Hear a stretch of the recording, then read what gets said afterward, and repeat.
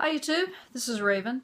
I'm a survivor of a 16-year marriage to a covert narcissist and really a 20-plus year relationship with my covert narcissist crazy narcissistic family. Now, I've done a series of videos called Narcissists Are Ridiculous, and it really highlights just the crazy things that these people do that to normal people, they try to make us think that we're the crazy ones because we see this crazy behavior going on. And we know there's something odd about it, but yet, we're the ones made to think that we're the crazy ones when their behavior is crazy. And, if you don't laugh about it, you'll cry. Or at least, I did for 20 plus years. So I think I'm going to add this one to that series, Narcissists Are Ridiculous. And my husband's narcissistic family and himself were very inappropriate when it came to things like weddings, funerals, any kind of social situation where they had to act a certain way and where they were expected to act a certain way. I've seen other videos where people will talk about how that they're narcissist when they went to a funeral. They might go to a funeral of somebody they barely know, and yet they've got these huge crocodile tears, they're crying.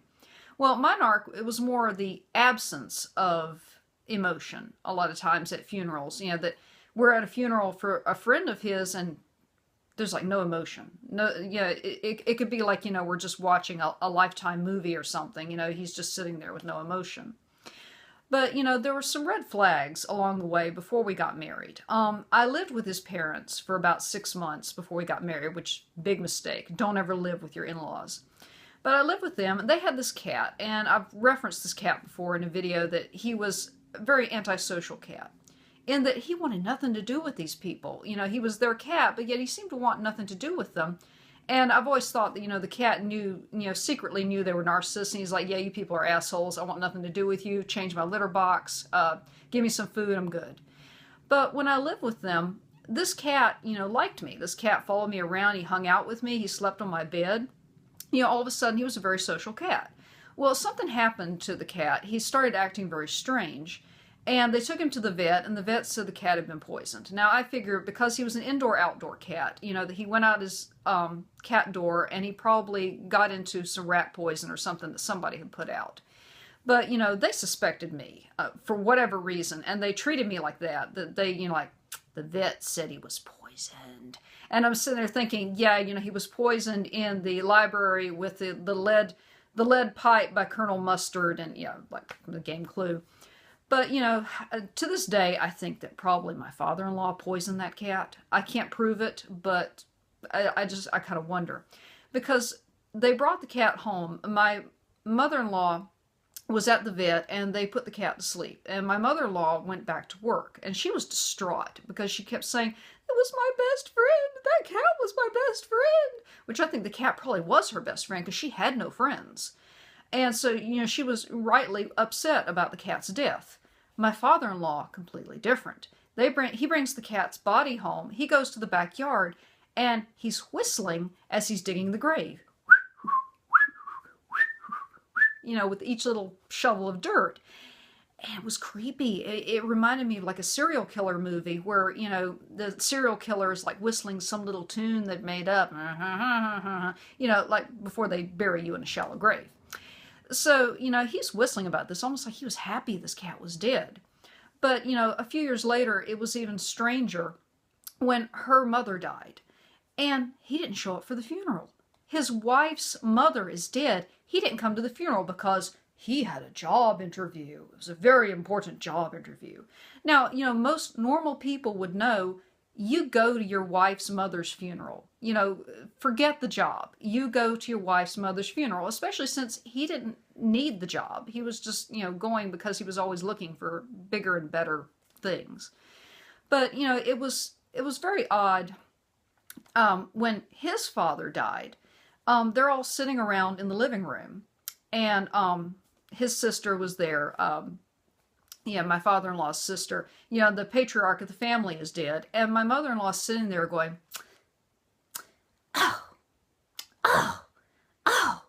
And, her sister-in-law asked, like, what's wrong? She said, oh, when are you going to clean that dirty ficus tree? And she was referring to, there was a fake ficus tree in the middle of the living room off in the corner. And she was upset because it had dust on it. And everyone looks at her like she's crazy.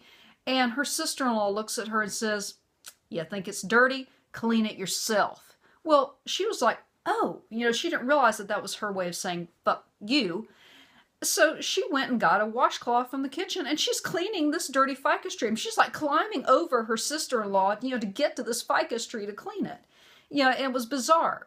And there was another time that she was inappropriate at a funeral. It was my husband's grandmother died. And I wasn't there, but I'll explain why. But I heard this story through another family member.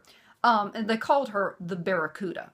Now, this family member, I loved. She was my husband's cousin, and she was awesome. She had a built-in BS meter that she did not take crap from these people at all. Anytime they pulled something. And what had happened is, they're in the funeral home, and family and friends are coming to see, his grandmother, who's lying there in the casket, and shaking hands, like I knew her back in 1940, whatever. And my mother-in-law, it's about 8 o'clock. It's supposed to go from 7 to 9, but she's getting hungry. And she's looking at her watch. She's, because she wanted to go to a restaurant and get drunk. And so she sees a light switch on the other side of the room. And she gets this idea in her head. I know what she was thinking. It's like, you don't have to go home, but you can't stay here. Like when you're closing down a bar. And she starts walking towards the light switch with her fingers out, because she's going to flick the white light switch up and down to tell people it's time to go.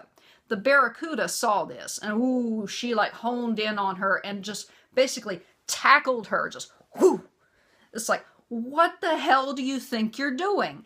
And my mother-in-law like, oh, it's time to go. Everyone's hungry. Everyone wants to go eat. And she's like, no, the only person that wants to go eat is you. My grandmother is dead in that casket over there. We're going to stay here and honor her memory. Well, of course, my mother-in-law was just like, oh my God, how could you treat me that way? She's just so, embarrassed. But she should have been embarrassed, Well, I didn't go to my husband's grandmother's funeral, but it was not because years ago, he didn't go to my grandmother's funeral. And that was very strange. My grandmother died unexpectedly, and I was in college, and I drove home. It was on a holiday weekend, so I didn't have class. And I drove home, but he didn't come with me. And he was my fiance at the time, and everyone in the family's like, where's your fiance? And I said, I don't know. Well, I found out later his parents told him not to go. Mommy and Daddy told him not to go. But he made the excuse that he had so much homework to do. But then when I got back to the college, he was out with the fraternity, drinking beer and eating wings. So obviously he didn't have a lot of homework to do. But, that was just one of the inappropriate things. But the reason that I didn't go to his grandmother's funeral was that, she lived about 5 hours away, and we got packed up. We're going to the funeral. He was going to be a pallbearer. I packed up the suitcase. Now, in 14 years of marriage at this point, I had always packed up the suitcase. He would not let me carry it down the stairs. He said, that's men's work. I will do that. You won't lift a finger. And so I'm like, okay, fine. So I would pack the suitcase, I would put it at the top of the stairs, and I would say the suitcase is at the top of the stairs. So, I did it like I had done every other time. I walked down the stairs, I tell him the suitcase is at the top of the stairs. I said, he's like, oh, okay, yes, I'll go get the suitcase. I said, okay, I'm going to get the kids in the car, I'm going to lock up the house, I'm going to feed the cats, the animals. And so, I do all that. We get in the car. We drive 4 hours down the road. We stop at a rest stop, and I take the children into the bathroom, and he goes to use the bathroom by himself. I get back with the children. He's standing there like this. Where's the suitcase that I told you to pack? And I said, I told you it was at the top of the stairs. You said you were going to get it. It's not in here. You should have told me to pack it. And I said, well, I told you it was at the top of the stairs. What do you mean it's not in there? It's like, the suitcase is not here, and my brand new suit is in that suitcase. And I need that because I'm a pallbearer for my grandmother's funeral. I'm like, well, I'm sorry. It's obviously not here. You must have forgot to put it in the car. I didn't forget to put it in the car. You forgot to put it in the car. So then he insists that we drive 4 hours back home to get this suitcase because it had his suit in it, and he had to have that brand new suit. So we drive 4 hours back. The 4 hours, he is sitting there berating me like, I can't believe you forgot to pack it. You forgot to pack it. You should have reminded me. You forgot to pack it. Blah, blah, blah, blah, blah, the whole time. And he's on the phone with his parents like, my wife forgot to pack the suitcase. She forgot to pack the suitcase. Well, after about 4 hours of this, we get home. And he's telling his parents on the phone, it's like, we'll be there in like, another 5 hours. It'll be about midnight when we get there. I said, no, we won't. I said, kids, get out of the car. So what are you doing? I'm like, you're going to your grandma's funeral. I'm not going. And so I said, the kids are going to school tomorrow. I'm going to work. Bye. Like, what do you mean? It's like, I'm sorry, you're not going to treat me that way for, 4 hours, like that.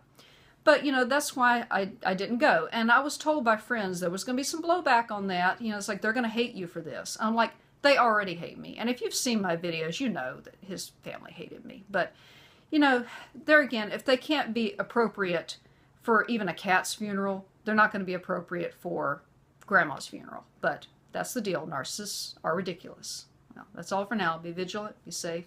Take care.